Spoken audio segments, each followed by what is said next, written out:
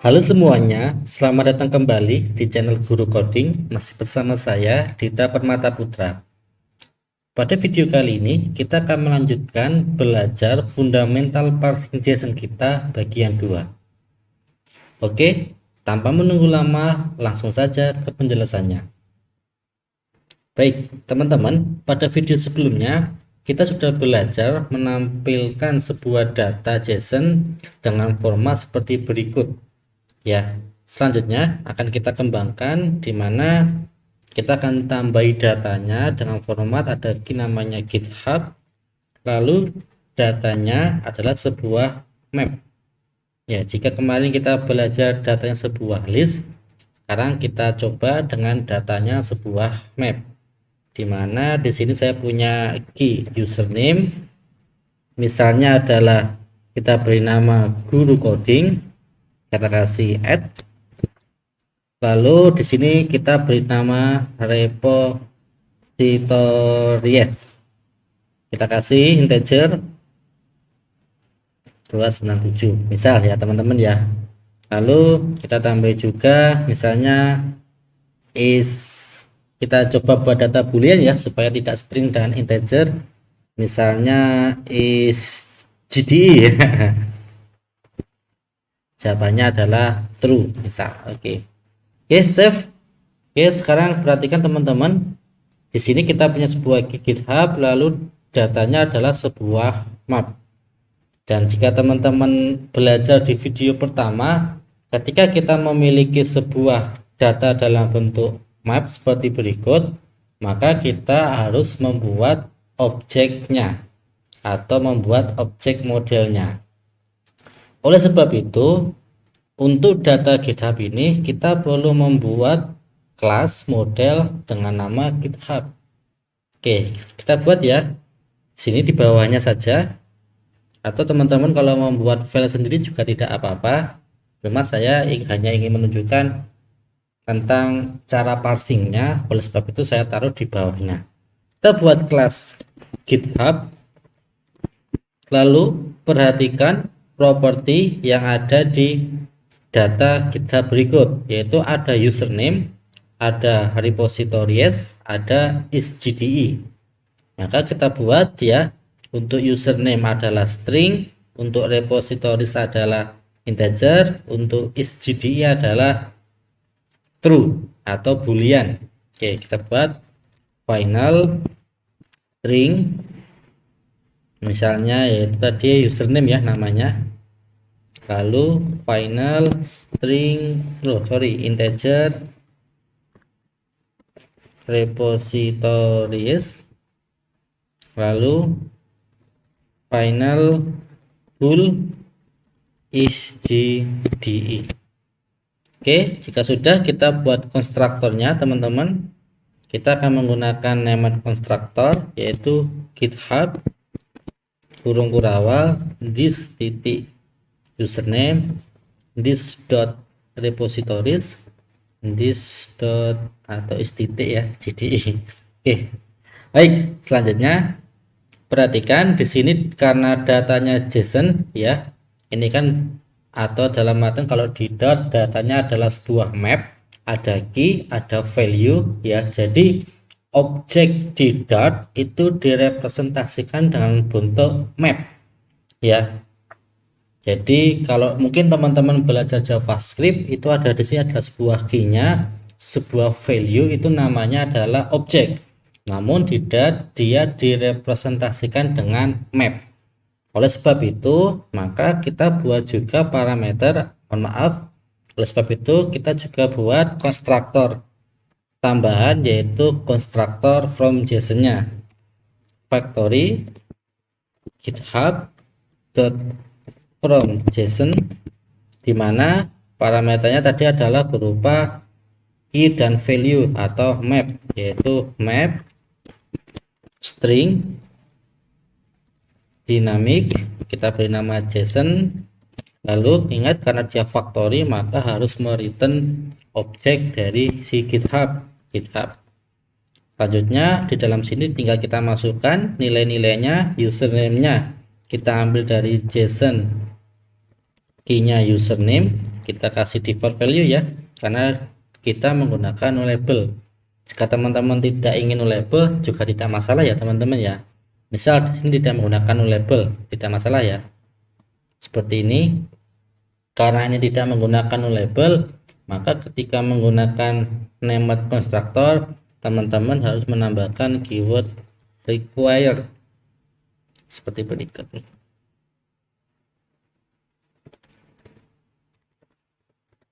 Oke, kita save supaya ini terlihat lebar, kita tutup typernya, kita kasih koma di akhir.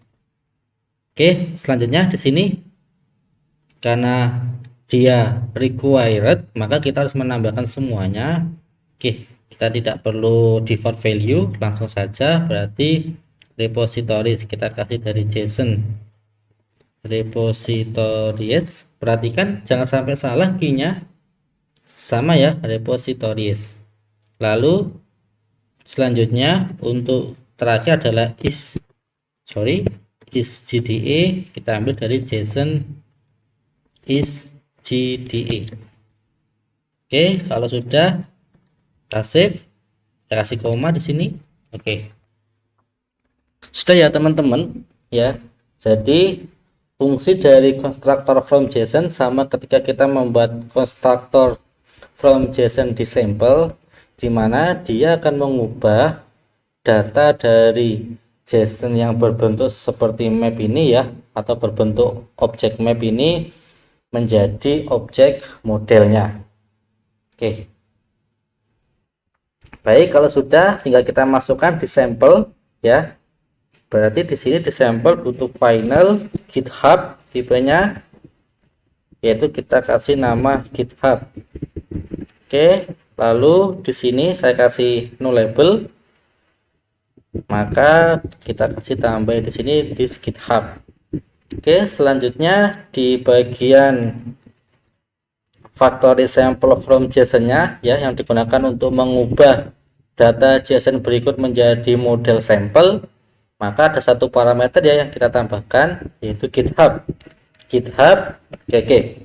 Sekarang teman-teman, jika teman-teman sudah memahami di video part 1, ketika kita mempunyai data seperti berikut atau seperti map ini, maka teman-teman untuk mengubahnya menjadi objek dari modelnya, teman-teman hanya cukup memanggil constructor from JSON-nya.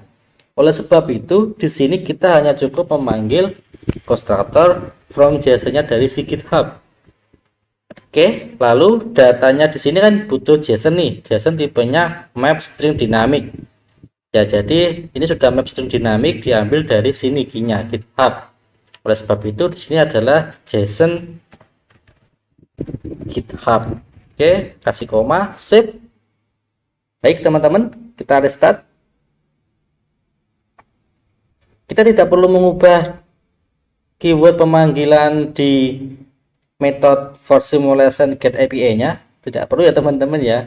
Teman-teman cukup bermain di kelas modelnya saja. Kita restart. Sudah di restart, kita klik read JSON data. Oke, perhatikan di sini datanya tidak tampil. Kenapa? Karena jika teman-teman perhatikan, data yang tampil di widget tag adalah data yang menggunakan metode toString. Oleh sebab itu, di sini kan kita belum dipanggil nih. Ya, kita hapus, kita override ulang ya si GitHub-nya.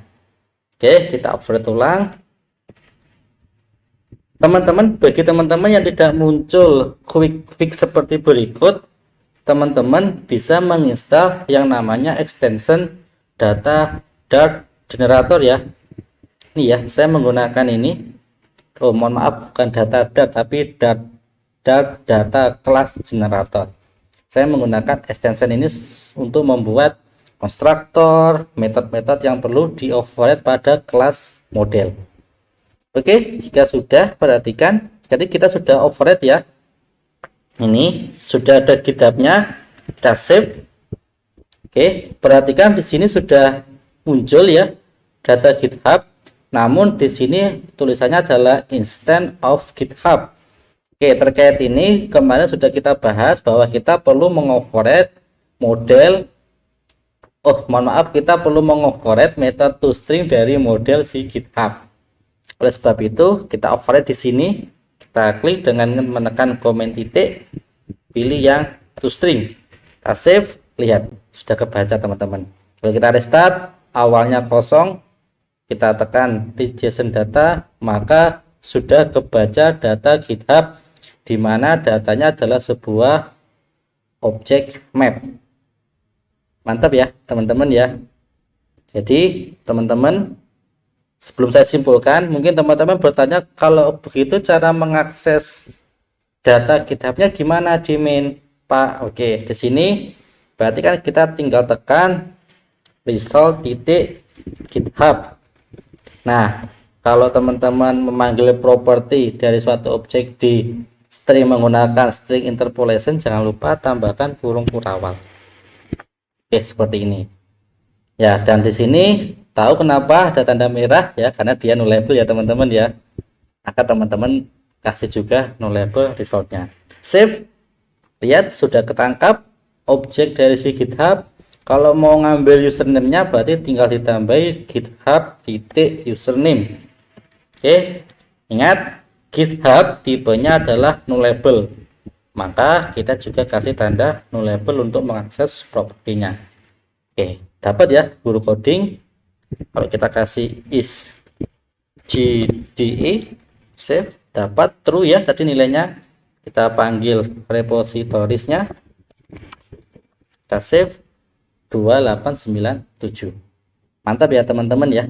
Oke, keren ya.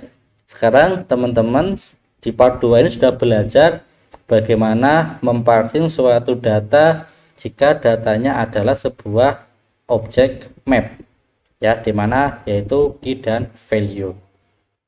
Coba perhatikan lagi, semoga di video ini teman-teman punya gambaran umum.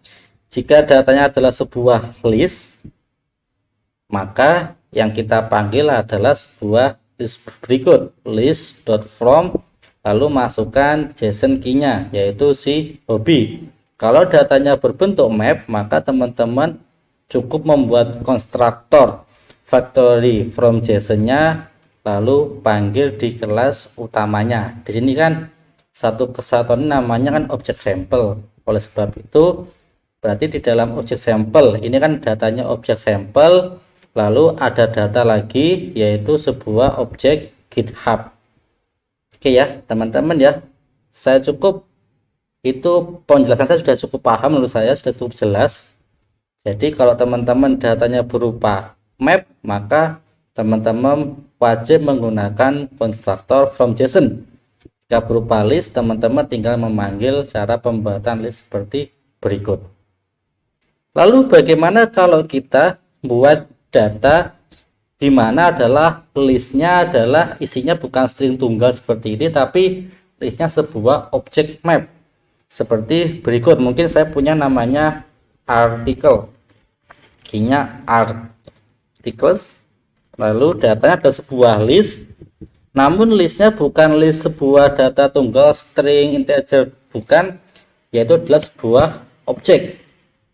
Oke, misalnya di sini ada ID salah satu, ada title misalnya adalah good over ya. Lalu misal kita punya subtitle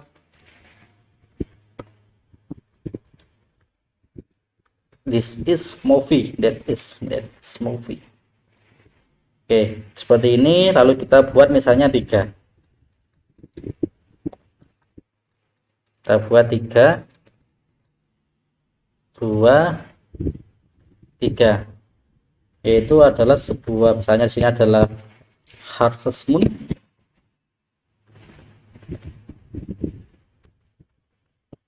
game.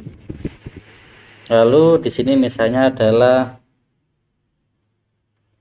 Avenger Avenger Hero.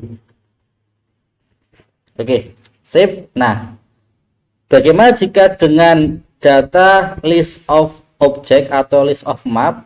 Oke, teman-teman sabar dulu. Untuk terkait data ini akan kita bahas di video terpisah. Baik, teman-teman, semoga teman-teman paham terkait dengan video kali ini.